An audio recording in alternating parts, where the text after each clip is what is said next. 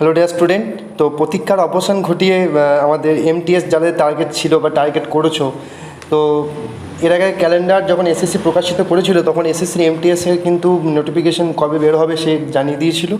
তো সেই অনুসারে কিন্তু বেরিয়েছে নোটিফিকেশন। তো 2024 এসএসসি, ঠিক আছে।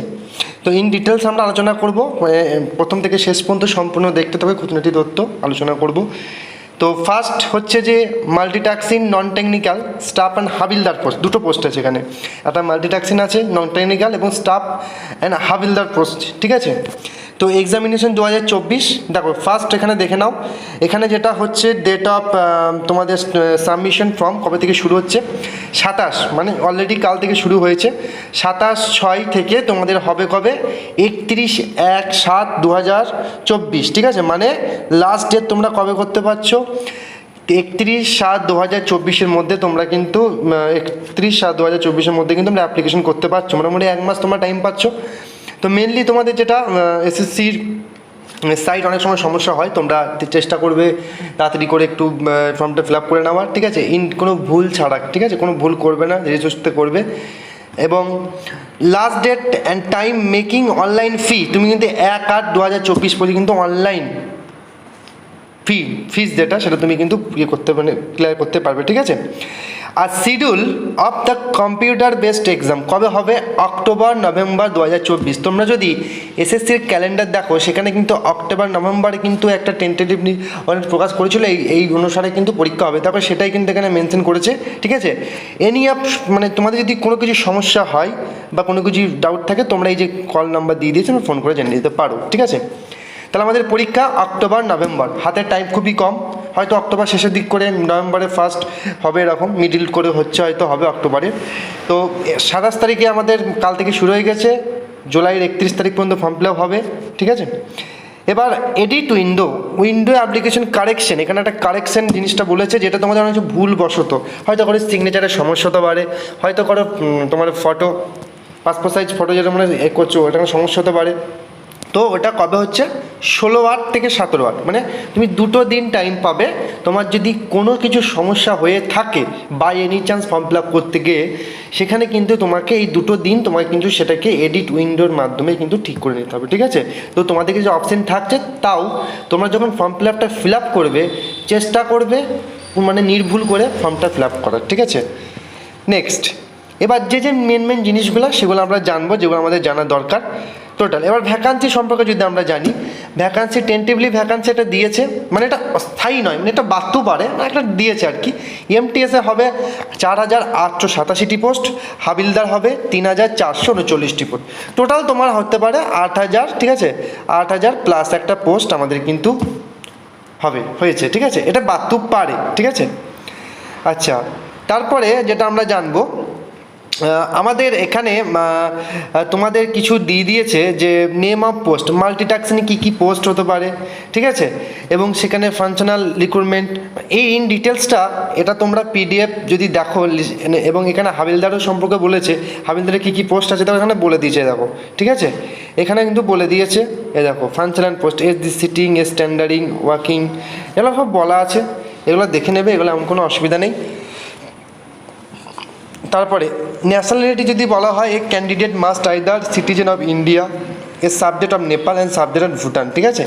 তোমার কিন্তু ইন্ডিয়ান হতেই হবে, এটা তো আমাদের ফর্ম ফিল আপ করতে আমরা জানাই, ঠিক আছে। এবার আমরা এজ লিমিট সম্পর্কে ডিটেলস আলোচনা করব। এজ কাদের প্রযোজ্য, 1/8/2024, 1/8/2024 অ্যাজ অন বলে দিয়েছে, ঠিক বলেছে। 1/8/2024 অ্যাকর্ডিং উইথ কী হচ্ছে তার ডেট 14/7/1988, মানে তোমার এই অনুসারে 18 থেকে 25 বছর বয়স তোমাকে হতে হবে। এই অনুসারে 18 থেকে 25 বছর পর্যন্ত তোমাকে হতে হবে, ঠিক আছে।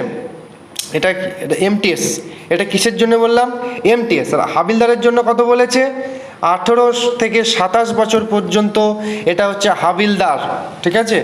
18 থেকে 25 হচ্ছে তোমার এমটিএস, 18 থেকে 27 হচ্ছে হাবিলদার পোস্টে, ঠিক আছে।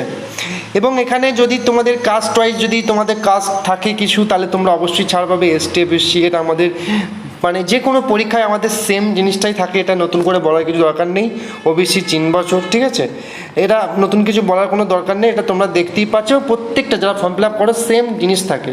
ওবিসি 3 বছর, এসটি এসসি 5 ইয়ার, ওকে। তো এটা হচ্ছে ব্যাপার। এবার যেটা আমরা আলোচনা করব, date of birth, candidate online application, same record. তোমরা যে মাধ্যমিকে তোমাদের যে অ্যাডমিট কার্ড আছে, সেই অ্যাডমিট কার্ড অনুসারে বলেই দিচ্ছে সেকেন্ডারি এক্সামিনেশন সার্টিফিকেট। তোমরা হয়তো ডেট, তোমাদের সাপোজ বলছি, তোমাদের হয়তো ধরো তোমাদের বার্থ সার্টিফিকেট একরকম আছে বা জন্ম সার্টিফিকেট মাধ্যমিক ইয়েতে, এটা কিন্তু করলে হবে না। যেটা আমাদের ম্যাট্রিক পাস, মানে যেটা আমাদের মাধ্যমিক পাস সার্টিফিকেটে যে ডেট অফ বার্থটা মেনশন করা আছে ওটা দিয়েই কিন্তু করবে, ঠিক আছে। আর যে ডকুমেন্ট ভেরিফিকেশানে কিন্তু প্রবলেম হয়ে যেতে পারে, ওকে ওকে। তো এটা হচ্ছে তোমাদের নর্মালিজেশন। এবার যেটা আমরা আলোচনা করব, দেখো পিডিএফ অনেকই বড়, অত কিছু ইন ডিটেলস আমাদের জানার দরকার নেই, ঠিক আছে। তো আমাদের মেনলি এবার যেটা জানবো, এবার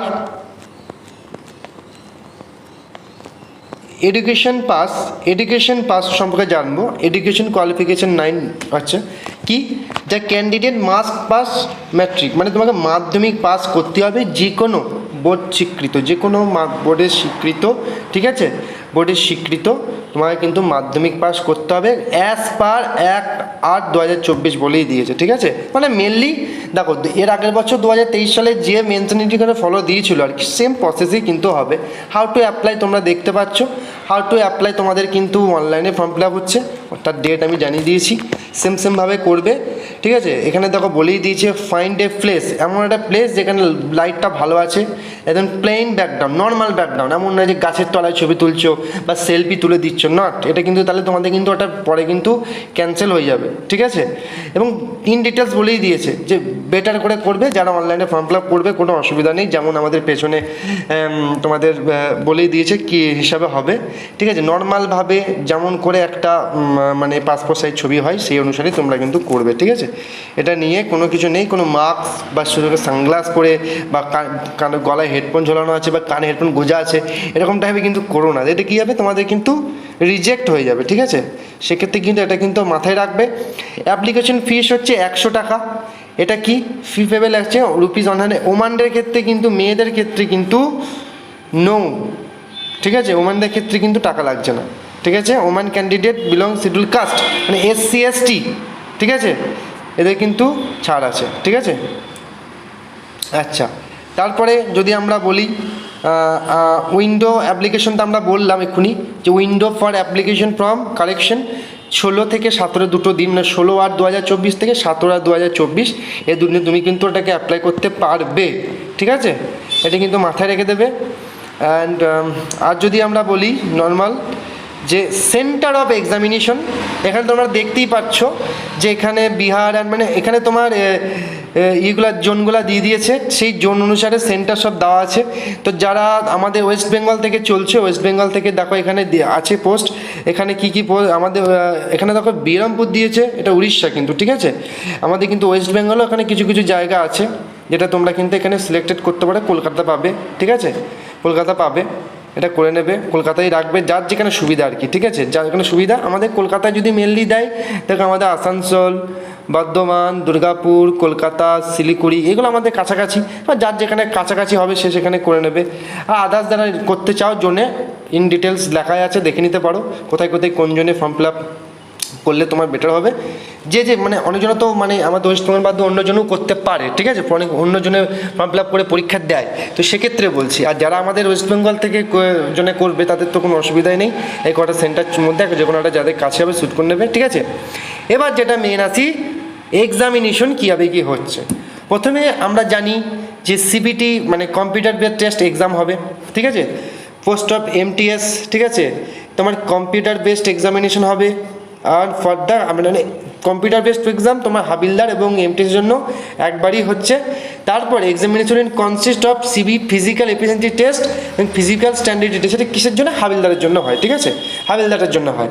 আর আদার্স কিন্তু MTS জন্য কিন্তু কোনো ফিজিক্যাল বা তোমার ফিজিক্যাল এফিসিয়েন্সি টেস্ট দিতে হবে না, এবার কত কী লাগবে সেটা নিচে আলোচনা আছে, আমরা আসছি। এবার আমাদের টোটাল কত মাসে পরীক্ষা হবে, আমরা আগের বছর থেকে দেখছি আমরা কিন্তু 13টা টোটাল ল্যাঙ্গুয়েজে পরীক্ষা হচ্ছে, তার মধ্যে আমাদের কিন্তু বেঙ্গলিটা আছে, ঠিক আছে। বেঙ্গলি মাসে কিন্তু আমরা পরীক্ষা দিতে পারছি, এবং বেঙ্গলিতে পরীক্ষা দেওয়ার অবশ্যই তোমরা বুঝতেই পারছো যে বেঙ্গলিতে পরীক্ষা প্রশ্ন কেমন কী হয়েছিল, যাদের হয়তো ইংলিশটা বা হিন্দিটা একটু দুর্বল আছো, কিন্তু তোমাদের কিন্তু ইংলিশটা স্ট্রং করতে হবে, গ্রামেটিক্যাল পছন্দ, ঠিক আছে, সেটাও আলোচনা করছি লাস্টে। এখন আমাদের মেনলি যেটা দেখা সেটা হচ্ছে বেঙ্গলি আমরা পাচ্ছি, বেঙ্গলিতে এক্সাম দিতে পারবো, ঠিক আছে। ব্যাস এটুকুই হচ্ছে ব্যাপার, আর কিছুই না। এবার যেটা আমাদের মেন জিনিস, সিলেবাস, কম্পিউটার বেসের টেস্টটা কীভাবে হবে, কম্পিউটার বেসে এক্সামিনেশন কীভাবে হবে। দেখো আমাদের টোটাল টাইম থাকবে 90 মিনিট, 90 মিনিট, ঠিক আছে। টোটাল আমাদের টাইম থাকছে 35 মিনিট, 60 মিনিট ক্যান্ডিডেট, ঠিক আছে, মানে তোমাদের টোটাল 90 মিনিট টাইম থাকছে। ফার্স্ট 45 মিনিটে তোমাদের কিন্তু দুটো পেপার, আমরা জানি আগের বছর যারা পরীক্ষা দিয়েছিলাম এবং যারা নতুন তারাও জেনে নাও, তোমাদের প্রথম পার্টে ম্যাথামেটিক এবং রিজনিং আছে।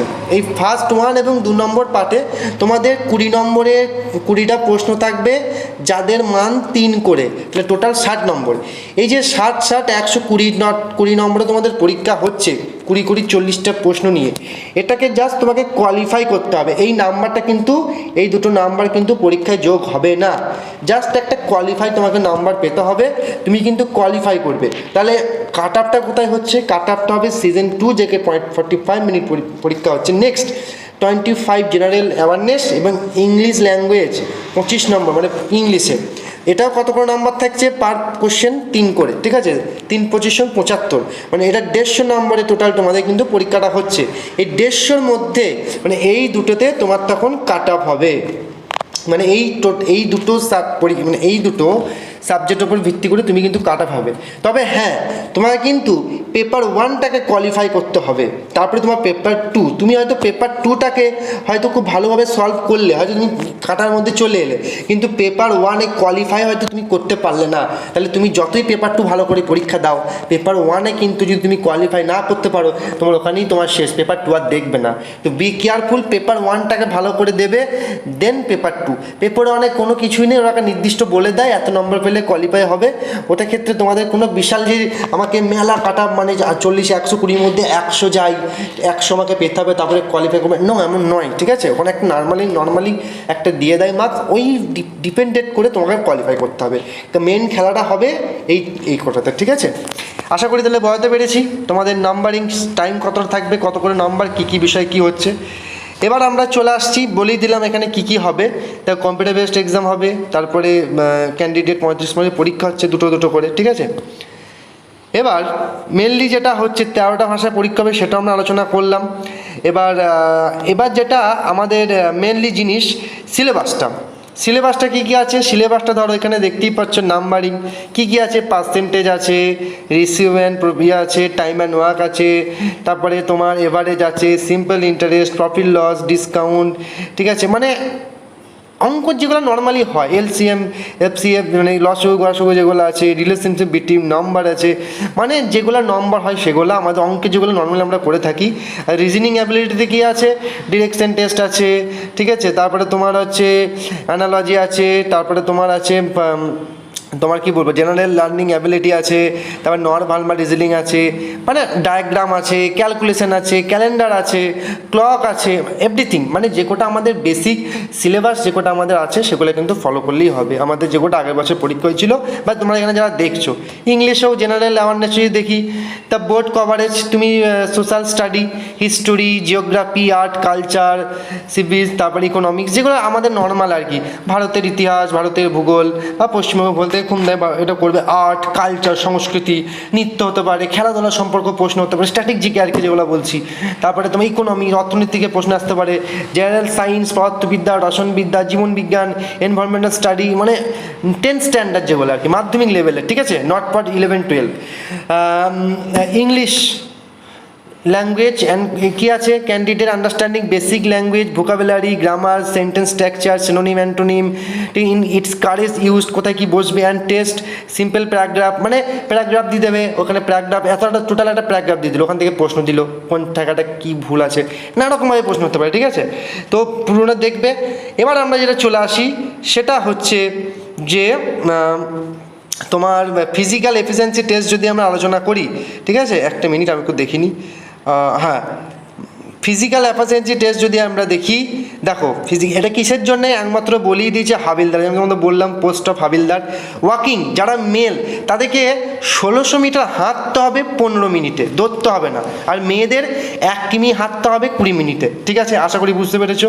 তাহলে মেয়েদের কী করতে হবে, 1 কিলোমিটার হাঁটতে হবে 20 মিনিটে, আর ছেলেদের 1600 মিটার 15 মিনিটে ওয়াকিং এটা, ঠিক আছে। আচ্ছা, হাইটটা যদি বলি, ফিজিক্যাল স্ট্যান্ডার্ড টেস্ট হাইট ছেলেদের লাগবে 157.5 সেমি, ঠিক আছে। এবার তোমরা যদি 5 সেমি ছাড় পাবে কারা, যারা যদি গোর্খা, আসামি, গোর্খে হও তাদের ছাড় পাবে, বা শিডিউল এসটি যারা তারা ছাড় পাবে। আর চেস্ট লাগবে কত, 81 সেমি, আর এবং ফুলিয়ে মিনিমাম 5 সেমি, ঠিক আছে, ওকে। আর মেয়েদের যদি বলা হয়, মেয়েদের 152 সেমি হাইট লাগবে, এবং মেয়েদের ওয়েট লাগবে 48 কেজি মিনিমাম, এবং 2 কেজি ছাড়, মানে যদি 48 কেজি ওজন যদি কোনো মেয়ে না হয়, 2 কেজি যদি কম হয়, 46 কেজি হয়, এক্ষেত্রে 46 কেজি হলে কারা সুযোগটা পাবে, যারা ধরো Gorkha, schedule tribe, general OBC, তারা কিন্তু 48 কেজি লাগবে, ঠিক আছে। এটা হচ্ছে ব্যাপার, আর কিছুই না। আর এক্ষেত্রে আমাদের এই হচ্ছে ব্যাপার, আমাদের এর থেকে কিছুই নেই। এইগুলো আমাদের মেনলি জিনিস যেগুলো আমাদের পরীক্ষার ক্ষেত্রে খুব ইম্পর্টেন্ট জানা দরকার, ঠিক আছে। আর বেসিক্যালি যারা আগের বছর পরীক্ষা দিয়েছো তারা তো ভালো করেই জানো কীভাবে কী হচ্ছে, ঠিক আছে। এই দেখো, এখানে একটা জিনিস ভালো করে জেনে নাও। এখানে বলেই দিয়েছে যে minimum qualification marks in season 1 and well as in season 2 computer based examination U R যদি হয় 30%। তার মধ্যে ভেবো না যে 100-র মধ্যে 30 পেলেই পাস, ঠিক আছে, ওটা কিন্তু নয়। ওটাকে একটা জাস্ট পার্সেন্টেজ, মানে তোমার নর্মালি এটা থাকতে মিনিমাম, এটা এর থেকে বেশি যেতে পারে, মিনিমাম তো পেতেই হবে, এই 30% তোমাকে পেতেই হবে, যতগুলো কাট আপ হবে আর কি, ঠিক আছে, কোয়ালিফাই মার্কিং, এটা মাথায় রেখে দিও। তো এই হচ্ছে ব্যাপার, আর কিছুই নেই। এবার তোমাদের যেটা মেনলি আমি আলোচনা করতে চাই সেটা হচ্ছে, দেখো এই কটা জিনিসই, আর কিছু মানে এই জিনিস কটা জানলেই তোমাদের হবে, মেনলি কিছুই না। তারপর যখন পরীক্ষা হবে তখন ক্লাস করতে থাকবে। তো শোনো, এবার তোমাদের যেটা মেন জিনিস আমি তুমি আলোচনা করছি, আগের বছর তোমরা যারা এসএসসি এমটিএস পরীক্ষা দিয়েছিলে তারা ভালো করেই জানো পরীক্ষার জিকে, অঙ্ক বা ইংলিশ কোথা থেকে কী আসে। এবং যারা জানো না তাদেরকে আমি একটা ছোট সাজেস্ট করব, তারা একটু PYQ একটু দেখবে, এসএসসি সার্চ করলে পেয়ে যাবে, ঠিক আছে, যে PYQ প্রশ্ন কীরকম হচ্ছে। জিকে কিন্তু খুব একটা কঠিন আসে না, কনসেপ্ট ক্লিয়ার থাকলে কিন্তু তুমি ভাই পারবে। তো এখন থেকে রীতিমতো তোমাকে যেহেতু পরীক্ষার ডেটও একটা মেনটেন করা হয়ে গেছে, তোমাকে কিন্তু এখন থেকে পড়তে হবে। অঙ্কটা ভালোভাবে প্র্যাকটিস করতে হবে, যতই কোয়ালিফাইয়ের ব্যাপার থাকুক, ঠিক আছে, কোয়ালিফাই তো করতেই হবে। এবার ভালো করে করবে, জিআইও প্র্যাকটিস করতে হবে, ইংলিশ তো ডেফিনেটলি ভালো করে পড়তে হবে তোমাকে, ঠিক আছে। মানে ইংলিশ এমন একটা সাবজেক্ট, সিলেবাস ফলো করে পড়ো, যাদের টার্গেট আছে, কঠিন কিছুই নয়, সোজা জিনিস, শুধু একটু মানে সুন্দর একটা দিক এবং নিষ্ঠা সহকারে পড়বে, দেখবে অনায়াসে পারবে, ঠিক আছে। ভালো করে পড়াশোনা করো, এই সবে বেরিয়েছে, টাইম খুব একটা বিশেষ কিছু নেই যে হাইফাই টাইম পাবে, টাইম খুব শর্ট। এর মধ্যে কিন্তু সিলেবাস দেখতে হয়তো মানে সিলেবাসটা দেখতে হয়তো একটু কিন্তু ভেতরে অনেক কিছু আছে, পড়তে হবে, ঠিক আছে। তো এটা মাথায় রেখে দিও। তোমাদের ইন ডিটেলস আমি জানিয়ে দিলাম, তোমার যদি কোনো এনকোয়ারি থাকে, কিছু জানার থাকে, অবশ্যই কমেন্ট বক্সে জানিও, ওকে। এবং আমাদের চ্যানেলে এমটিএসের ওপর কী প্রশ্ন আমরা করাবো তোমাদের সামনে তুলে ধরবো, যে কীরকম কী প্রশ্ন জিকে বা অঙ্ক থেকে এসেছিল আগের বছর, সমস্ত শিফট মিলিয়ে, ঠিক আছে, সেগুলো তোমাদের করাবো। এবং এমটিএসের বিষয়ে ক্লাস আমরা হবে, ঠিক আছে, ডাব্লিউপি ক্লাস চলছে, আরপিএফ ক্লাস। তো আমরা কিন্তু ক্লাস আবার এই পরের মাস থেকে, জুলাই থেকে কিন্তু আমরা চালু করব, ঠিক আছে, জুলাই থেকে চালু করব, সেটা তোমাদের জানতে পেরে যাবে। জুলাইয়ের প্রথম সপ্তাহ থেকে, উইক থেকে শুরু হবে, এক্স্যাক্টলি ডেট তোমরা আপডেট পেয়ে যাবে। ফলো রাখো আমাদের চ্যানেলে, যারা সাবস্ক্রাইব করে নেই ডেফিনেটলি সাবস্ক্রাইব করে নোটিফিকেশন অল করে রাখো, আমাদের সঙ্গে থাকো। ক্লাস চালু করছি, আশা করছি একটা বেটার মানে তোমাদের প্রিপারেশন এবং বেটার কিছু আমি দিতে পারবো, এই আশা। তোমরা সঙ্গে থাকো, ঠিক আছে। আর মেনলি ভালো করে বাড়িতে পড়াশোনা করো, এবং ক্লাসগুলো যেগুলো করতে দেখবে সেগুলো করতে থাকুন। বাড়িতে রীতিমতো একটা সিলেবাস কমপ্লিট করে পড়ো, ঠিক আছে। সিলেবাস আশা করে জেনে নিয়েছি। আর আমাদের কিন্তু টেলিগ্রাম গ্রুপ আছে এবং হোয়াটসঅ্যাপের গ্রুপ আছে, দুটোর মধ্যে যে কোনো একটা জয়েন করে নিতে পারো। ওখানে আমি পিডিএফটা দিয়ে দেবো, সেখান থেকে তোমরা কিন্তু ইন ডিটেলস জেনে নেবে, ঠিক আছে। এবং ওখানে অল কিছু আপডেট তোমরা পেয়েও যাবে, ওকে। আজকে এইটুকুই, আশা করি সব বুঝতে পেরেছো ইন ডিটেলস। তাহলে দেখা হচ্ছে ক্লাসে। প্রথমে সবাই সুস্থ থেকো, ভালো থেকো, মন দিয়ে পড়াশোনা শুরু করো। Thank you.